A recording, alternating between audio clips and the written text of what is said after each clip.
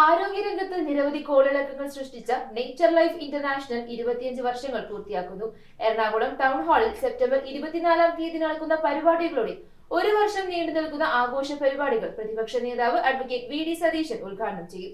International എന്ന് പറഞ്ഞാൽ ഏതാണ്ട് പ്രകൃതി ചികിത്സാ പ്രചരണത്തിന്റെ പര്യായപദമായി മാറിക്കഴിഞ്ഞു കേരളത്തിൽ. ഇംഗ്ലീഷ് മരുന്ന് കയ്യിലെടുക്കുമ്പോൾ അത് സൂക്ഷിച്ച് കഴിക്കണം, അല്ലെങ്കിൽ ആശങ്കയോടെ കഴിക്കണമെന്ന് ആദ്യം മലയാളിക്ക് തോന്നിയത് കാരണം ഡോക്ടർ ജേക്കബ് അടക്കം ചെയ്തു. ഇവിടെ തന്നെ ഒത്തിരി സമ്മേളനങ്ങൾ ഇയാൾ നടത്തിയിട്ടുണ്ട്, പനിക്കാലത്തും അതുപോലെ കോവിഡ് കാലത്തും ഒക്കെ. കാരണം അതിന് മാത്രം ഡ്രഗിന്, മരുന്നുകൾക്ക് അഡിക്ഷൻ ആയിപ്പോയി. ആ മരുന്നുകൾ നാളെ നിരോധിക്കണമെന്നുള്ളത് പോലും ആളുകൾ മനസ്സിലാക്കുന്നില്ല. ഇന്ന് കഴിച്ചുകൊണ്ടിരിക്കണ മരുന്ന് നാളെ ഗവൺമെന്റ് നിരോധിക്കുന്നത് ഇത് ആന്തരാവയവങ്ങൾ തീർക്കുമെന്നുള്ള പബ്ലിക്കായിട്ട് പറഞ്ഞുകൊണ്ടാ. അപ്പൊ ഈ കഴിച്ചവന്റെ അവസ്ഥ എന്താ? അപ്പൊ ഈ വിവരങ്ങളൊക്കെ മലയാളിയെ ധരിപ്പിക്കുന്ന ഏക സംഘടനയാണ് നേച്ചർ ലൈഫ് ഇന്റർനാഷണൽ ആൻഡ് ജനാരോഗ്യ പ്രസ്ഥാനം. അവിടെ 25 വർഷം പൂർത്തിയാക്കുക. സിൽവർ ജൂബിലി ടൗൺ ഹാളില് 24-ാം തീയതി പ്രതിപക്ഷ നേതാവ് വി ഡി സതീശൻ ഉദ്ഘാടനം ചെയ്യുന്നു. തിരുവഞ്ചൂർ രാധാകൃഷ്ണനുണ്ട്, കുമ്മനം രാജശേഖരനുണ്ട്, ചാണ്ടി ഉമ്മനുണ്ട്.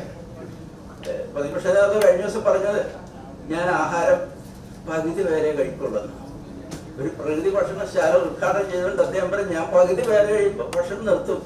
ഗാന്ധി പറഞ്ഞിരിക്കണം അതാണ്. ഒരു വിശപ്പ് അവശേഷിക്കുമ്പോൾ ഭക്ഷണം നിർത്തണം, ഫുള്ള് കഴിക്കരുത്. അപ്പൊ ഇത് പലരും ഉൾക്കൊണ്ടുകൊണ്ട് കഴിഞ്ഞു.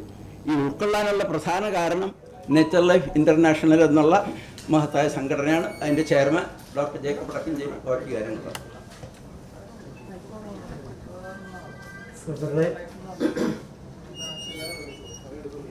ഞാനെൻ്റെ സാമൂഹ്യ പ്രവർത്തനം ആരംഭിക്കുന്നത് 1977-കളിലാണ്.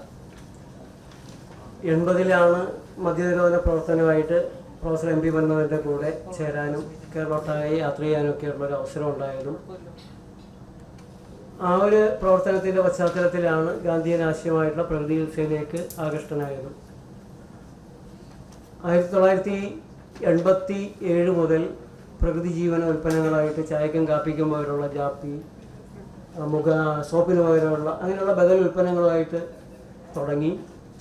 അത് തുടങ്ങി പിരിവെടുക്കാതെ ഇത്രയും കാലം എൻ്റെ സാമൂഹിക പ്രവർത്തനങ്ങൾ നടത്താൻ എനിക്ക് സാധിച്ചത് ആ ഉൽപ്പന്നങ്ങളിൽ പ്രധാനമായിട്ടാണ്.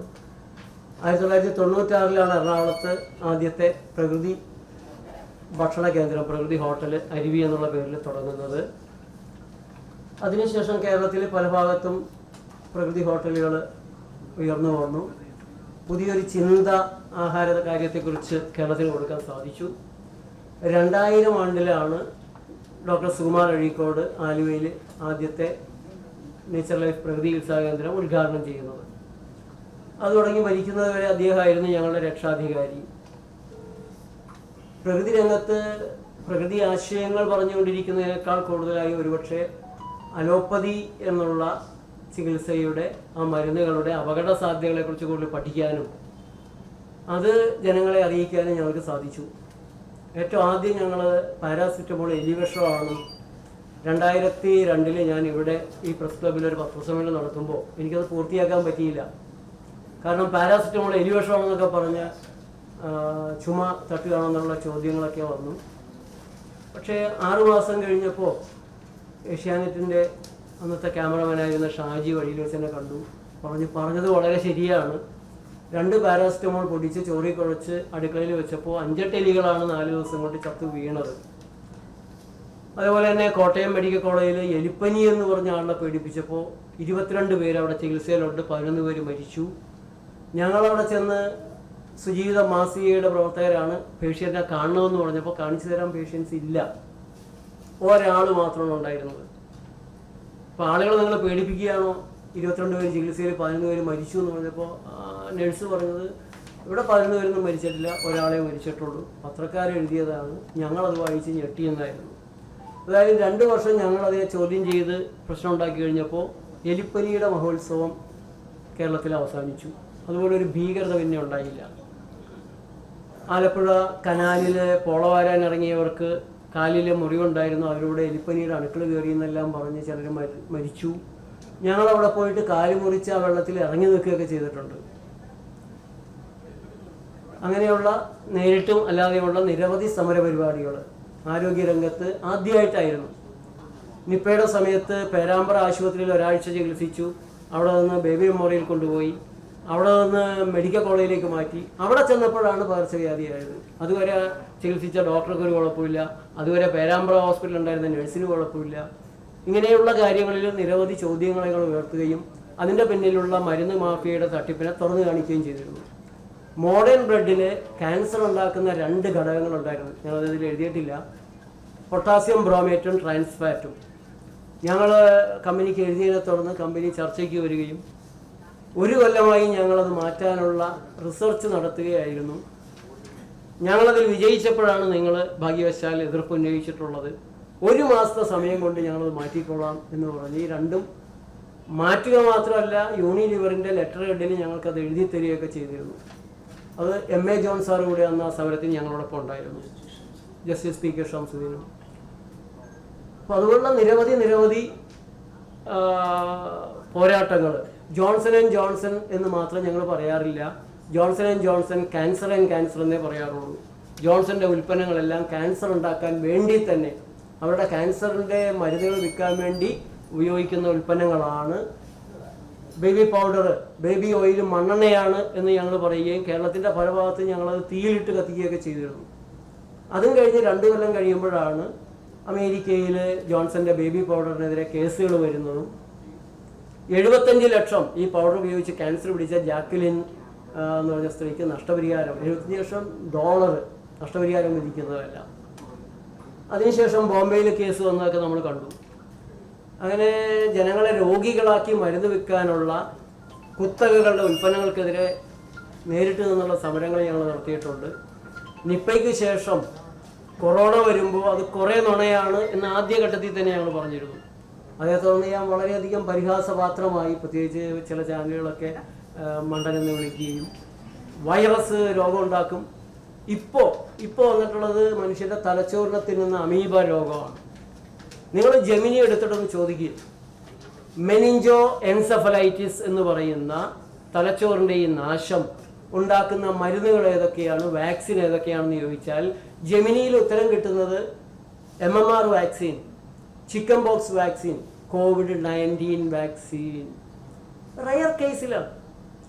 റയർ എന്ന് പറഞ്ഞാൽ എത്രയാണെന്ന് നോക്കുമ്പോൾ ആർട്ടിഫിഷ്യൽ ഇൻ്റലിജൻസ് പറയുന്നു അലോപ്പതിക്കാർ കോമൺ സൈഡ് എഫക്ട്സ് എന്ന് പറയുന്നത് മരുന്ന് കഴിക്കുന്ന 10 പേരിൽ ഒരാൾക്ക് തുടങ്ങി 100 പേരിൽ ഒരാൾക്ക് ഉണ്ടാകുന്നതിനാണ് കോമൺ എന്ന് പറയുന്നത്. റയർ എന്ന് പറയുന്നത് 1000-ൽ ഒരാൾക്കും 10,000 ഒരാൾ വരെയുള്ള ഇടയ്ക്കുള്ള നമ്പറിനാണ് റയർ എന്ന് പറയുന്നത്. നമ്മൾ കരുതും വളരെ അപൂർവമാണെന്ന്. ഇപ്പോൾ rare case of meningo encephalitis Covid വാക്സിൻ്റെ ദോഷഫലമായിട്ട് റെക്കോർഡ് ചെയ്യപ്പെട്ടിട്ടുണ്ട് എന്ന് ആർട്ടിഫിഷ്യൽ ഇൻ്റലിജൻസ് പറയുമ്പോൾ നമ്മുടെ ആരോഗ്യമന്ത്രി പറയുകയാണ് ഇത് മുഴുവനും വെള്ളത്തിൽ മുങ്ങിക്കുളിച്ചിട്ടുണ്ടാകുന്നതാണ്. അങ്ങനെയാണെങ്കിൽ 3 മാസം പ്രായമുള്ള 3 വയസ്സ് മാത്രം പ്രായമുള്ള കുട്ടികൾ എങ്ങനെ മരിച്ചു? MMR വാക്സിൻ്റെതാണെന്ന് ജെമിനി പറയുന്നു. ഞാനത് പറഞ്ഞതിന് എൻ്റെ പേരിൽ കേസുണ്ട്. എന്നെ അറസ്റ്റ് ചെയ്ത് ജയിലിലിട്ടു. ഡോക്സിസൈക്കിൾ എന്ന് പറഞ്ഞ മരുന്നിൻ്റെ ദോഷഫലം പറഞ്ഞതിനാണ് എന്നെ അറസ്റ്റ് ചെയ്ത് ജയിലിലിട്ടത്.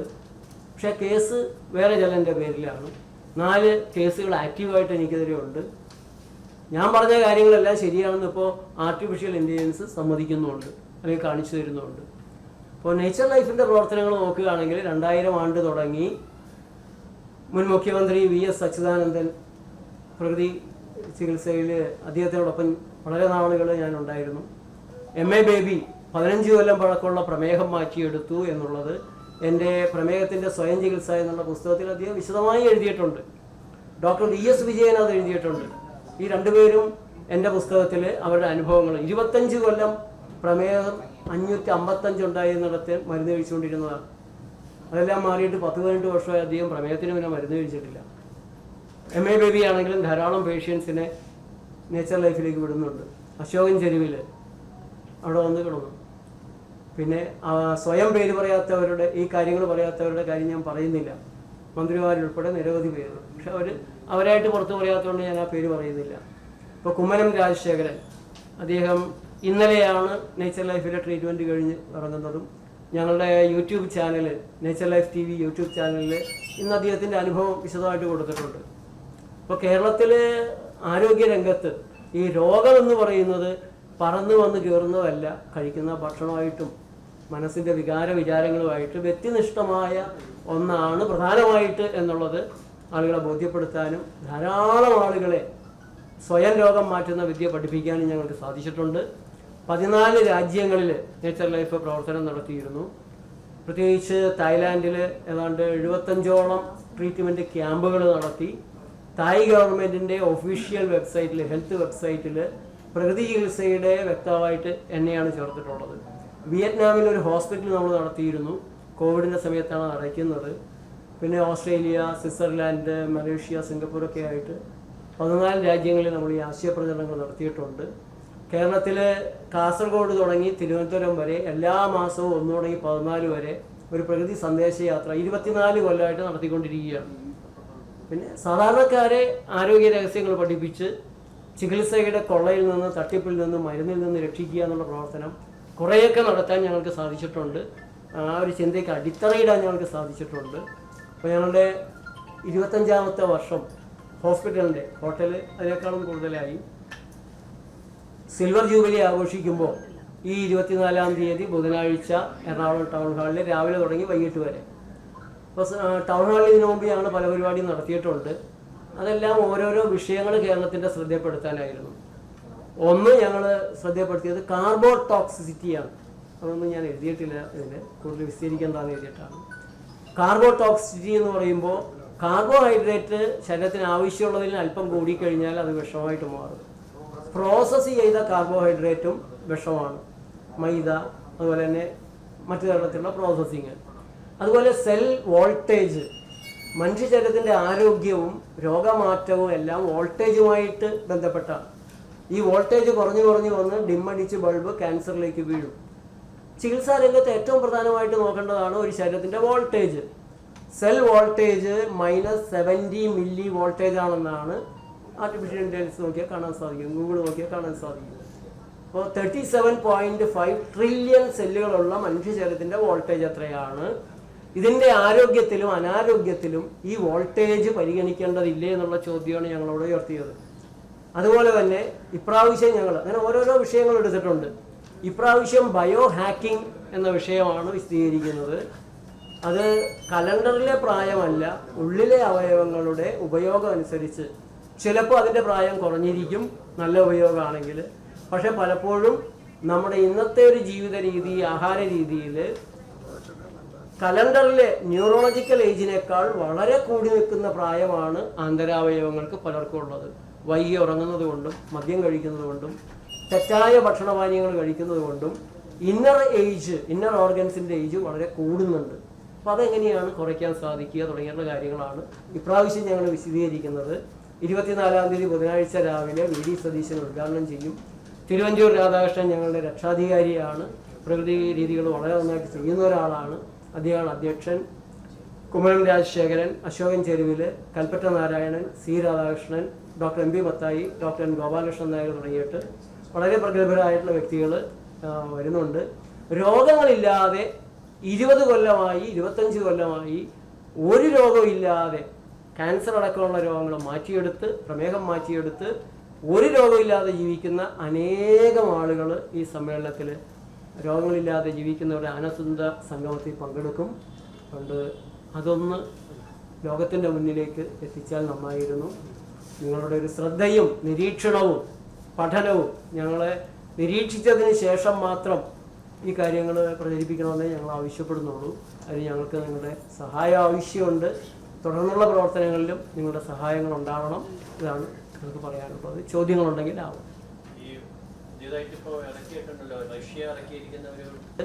ക്യാൻസർ ഉണ്ടാകണമെങ്കിൽ ലോകാരോഗ്യ സംഘടനയുടെ ക്യാൻസർ ലിസ്റ്റ് ഉണ്ട്. ഏതാണ്ട് 170ഓളം കാർസിനോജൻ ആയിട്ടുള്ള സാധനങ്ങളാണ് അതിലുള്ളത്. അതിൽ അലൂമിനിയം ഉണ്ട്, ആസ്ബെസ്റ്റോസ് ഉണ്ട്, മദ്യമുണ്ട്. അപ്പോൾ ഇതുപോലുള്ള സാധനങ്ങൾ കഴിക്കുന്ന ഒരു ശരീരത്തിൽ അതുകൊണ്ടുണ്ടാകുന്ന ക്യാൻസറിനെ ഒരു വാക്സിൻ കൊണ്ട് തടഞ്ഞാൽ തന്നെ അത് പുതിയ ഒരു രോഗം, മെറ്റബോളിക് ഫംഗ്ഷൻ്റെ തകരാറായിട്ടുണ്ടാകാനുള്ള സാധ്യത. ഇപ്പോൾ പല വാക്സിനുകളും ഒരു രോഗത്തെ അടിച്ചമർത്തുന്നു, പല രോഗങ്ങളായിട്ട് മാറ്റുന്നൊരവസ്ഥയുണ്ട്. അപ്പോൾ അതിലെങ്ങനെയാണ് വരാൻ പോകുക എന്നുള്ളത് അറിയില്ല.